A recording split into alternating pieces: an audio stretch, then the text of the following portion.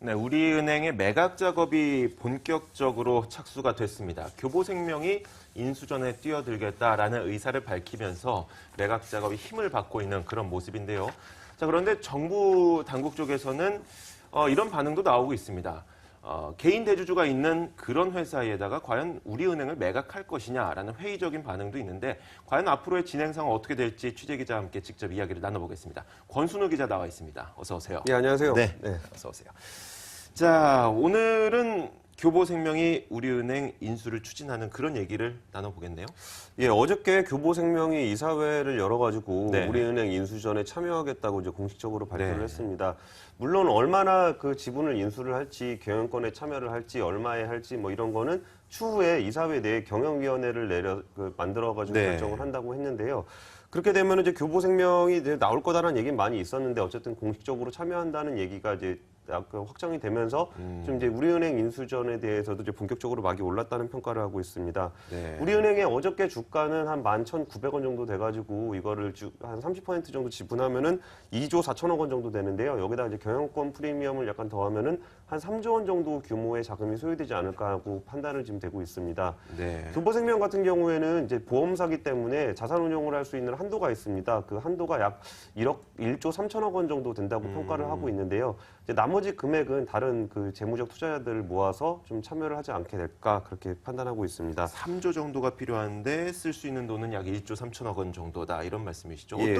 어떤 방식으로 나머지 금액을 채울 수가 있을까요? 뭐 다른 사람 끌어들여야죠. 돈 있는 사람 뭐 끌어들여가지고 컨소시엄이라든지 네, 뭐 컨소시엄 구성해서 하는데 네. 이제 그게 뭐 FI들 같은 경우에는 요새는 워낙 시중에 자금이 많아서 그렇게 좀 자기가 좀 잘해보겠다는 저기가 있으면은 충분히 네. 자금을 모을 수 있다고 해요. 그리고 뭐 요새 금리도 이제 은행 금리도 한 2%, 3%대에 불과하기 때문에 FI들 자체를 끌어들이는 거 크게 어렵지 않을 거라는 판단들을 많이 하고 있습니다. 네. 그동안은 뭐 한국투자증권이나 뭐 SBI저축은행, 새마을금고, IMM 사모펀드 같은 경우가 뭐 네. 같이 재무적 투자로 참여할 수 있다는 뭐 관측들이 나오고는 있는데 뭐 구체적인 FI 명단까지는 구하기가 좀 힘들 것 같고요. 어쨌든 이제 교보생명이 그 인수전에 참여하겠다고 했다는 거는 네. 그 정도 이제 파트너 정도는 구할 자신감이 있다는 의지로 시장은 판단하고 있습니다. 알겠습니다.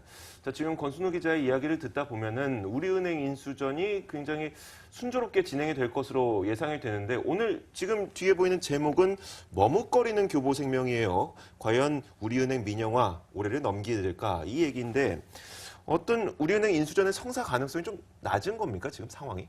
저 아까 순조롭다고 말씀드린 적이 없는데. 아, 그런가요? 이게 이야기 뉘앙스가 굉장히 좀 그랬었고요. 굉장히 네. 좀 장벽이 좀 많이 네. 있어요. 이게 처음에 제가 예전에 썼던 기사 중에 하나가 이제 6월 달에 이제 우리은행 민영화를 본격적으로 착수했을 때 썼던 기사인데요. 네. 이제 교보증권, 그러니까 예를 들어 교보은행 그 이제 교보.co.kr을 검색을 해보면은, 그러니까 주소창에다 교보뱅크를 치면은 네. 교보생명으로 이게 그 연결이 돼 있어요. 그 얘기는 이제 교보증권 같은 경우는 2006년부터 교보뱅크 도메인을 사서 언젠가 교보생명이 은행이 된다면 네. 그때 도메인을 우리가 쓰겠다는 의지로 좀 평가가 되고 있었어요. 그리고 예전에 그 조흥은행이 그 신한은행에 인수되기 전에도 이제 합자로 해가지고 금융지주를 설립하겠다는 움직임도 좀 있었고 네. 교보는 지금까지 끊임없이 은행에 대한 관심을 계속 보여왔습니다. 하지만 이게 그 은행이라는 게 좀 공익적인 측면이 좀 있고 하다 보니까 그렇죠. 그 1인 대주주가 있는 은행한테 줘도 되느냐 네. 뭐 이런 거에 대한 이슈가 좀 있었어요. 네. 그게 예를 들면은 이제 우리은행 같은 경우는 이제 주채무 계열이 한 16개 정도를 차지하고 있는데 주채무 계열이라고 하면은 대기업 이제 그룹들 있잖아요. 이제 그룹들의 주채권 은행은 돈을 빌려주면은 그 은행을 살릴 수도 있고 때로는 그 돈을 안 빌려줘서 그 회사를 망하게 할 수도 있는 그런 좀 막강한 권력이 있거든요. 네. 그게 지금은 어떤 그 사회적으로 주인이 없기 때문에 약간의 좀 사회적 영향을 많이 받았는데 예를 들어서 그걸 개인 대주주가 돼가지고 자기가 뭐 갑자기 뭐 오늘 뭐 그럴 일이 없겠지만 네. 뭐 오늘 갑자기 그 사람하고 싸우고 와서 기분이 나빴다. 야 대출 이제 연장해주지 마. 이렇게 네. 해버리면은 또 그 회사가 망할 수도 있는 거거든요. 그렇죠. 근데 우리은행 같은 경우에는 전체 우리나라 금융권의 그 기업 대출의 한 78조 원 정도를 가지고 있습니다. 네. 그 다른 시중은행들 다 합친 것보다 더 많은 수준이라 그런 좀 은행을 이렇게 그냥 그 개인이 판단할 수 있는 그렇게 줘도 되느냐. 그리고 심지어 이제 개인한테 주는 선을 넘어서 그 가문이 대대손손 또 이제 물려받을 수도 있거든요. 그렇게 됐을 때 그거를 줘도 되느냐에 대한 아직 사회적 합의는 이루어지지 않은 상황이라고 볼 수 있을 것 같습니다. 네. 왜 사회적 합의가 이루어지지 않느냐? 그런 은행을 우리는 본 적이 없어요. 개인 대주주가 있는 회사를 본 적도 없고 지금까지 은행은 보통 금융기관이라고 보통 표현을 했었잖아요. 네. 그것처럼 이제 거기에서 생기는 그 장벽을 넘을 수 있을 것이냐 때문에 이제 교보 측에서도 그 부분을 제일 우려하고 있고 금융당국에서도 이제 교보가 들어와줘서 고맙긴 한데 어쨌든 네. 팔긴 팔아야 되니까. 네. 그런데 그거에 대한 부담은 지금 여전히 갖고 있는 것으로 보입니다. 알겠습니다.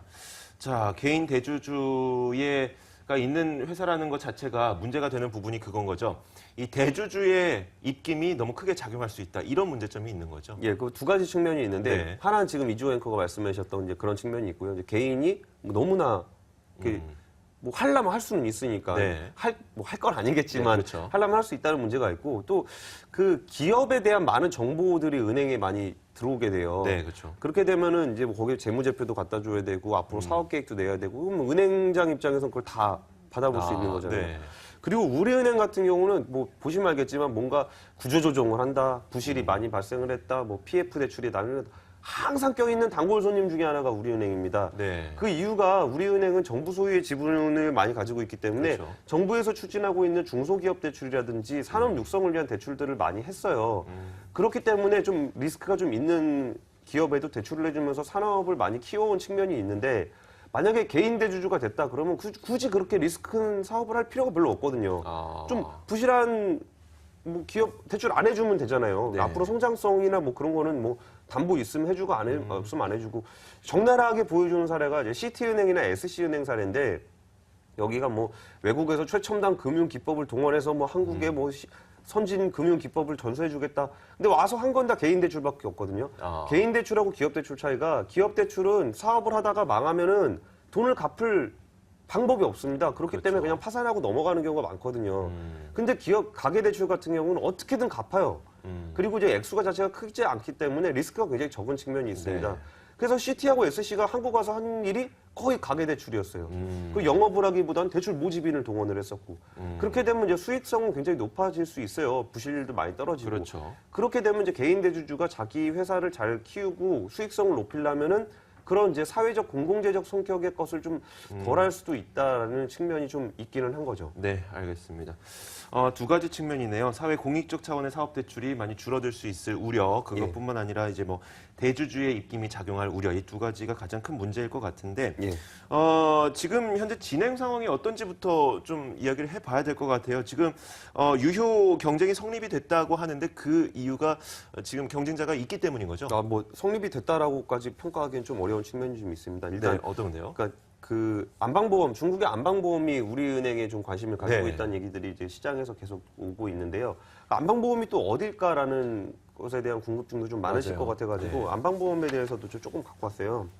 이제 안방보험이 최근에 그 맨하튼의 랜드마크인 윌도프 아스토리아 호텔을 약 한 2조 원을 들여서 인수를 했습니다. 예를 들면은 뭐 그 뉴욕 우리 이렇게 드라마나 영화 보면 나오는 그 빌딩들 있잖아요. 네. 그 랜드마크 중에 하나를 중국에 좀 알려지지 않은 안방보험에 갑자기 인수를 하면서 저기가 어디야 하면서 굉장히 뜨아해했던 그런 회사입니다. 네.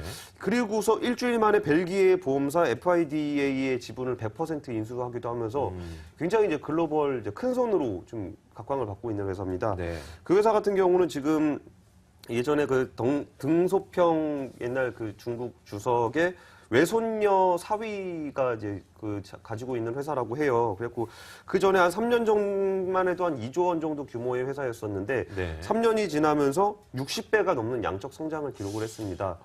중국 내에 지점만 3,000개. 우리나라 네. 지점 제일 많은 데가 국민은행 이런 데인데 한 2,000개 정도 되거든요. 네. 근데 보험사 지점이 3,000개고 야. 여기에 고객 수가 한 2천만 명. 그러니까 우리나라 기준으로 보면 한 우리나라 인구 절반 정도가 안방보험에 가입을 하고 있다고 보시면 될 것 같아요. 근데 여기가 좀 되게 우려스러운 부분이 네, 있을 것 같아요. 네. 중국이 이게 돈이 엄청 많아요. 워낙 네. 큰 나라고 내수 시장도 엄청 크고 그러다 보니까 그 내수에 깔려있던 그 돈이 한 군데 모이기 시작하면은 네. 그 돈의 규모가 이제 쓸 곳을 굉장히 많이 찾아 헤매게 되거든요. 그렇게 됐을 때 이제 나타난 현상 중에 하나가 안방보험이 그렇게 이제 글로벌한 큰 손으로 자리 잡은 측면도 있고 네. 우리나라 같은 경우에는 제주도 네. 제주도 자산에 한 6조 원 정도 지금 투자가 돼 있다고 하거든요. 안방보험만요. 예. 아니요. 그러니까 중국 자본. 중국 자금이. 그리고 명동 가보시면 알잖아요. 네. 그리고 먼저 이제 뭐 제가 이렇게 표현하기 좀 그렇지만 명동은 뭐 사실상 중국의 경제 식민지라고 봐도 좀 과언이 아닐 정도로 굉장히 많은 중국인 관광객들이 네, 그 맞아요. 명동 경제를 살리고 있습니다. 이래서 그 안방보험이 만약에 우리나라 은행을 인수를 했을 때 뭐라 그럴까 뭐 흔히 돈놀이라고도 할 수가 있는데 네. 그런 자금들이 들어오는 거에 대한 우려감이 좀 있습니다. 혹시라도 이게 론스타 사태가 다시 한번 벌어지는 게 아니냐 이런 우려감이 있는 건가요? 그러니까 저는 론스타하고는 조금 다르게 보는데 네. 론스타는 그래도 이제 글로벌 스탠다드에 맞춰서 움직이는 그 사모펀드였기 때문에 네.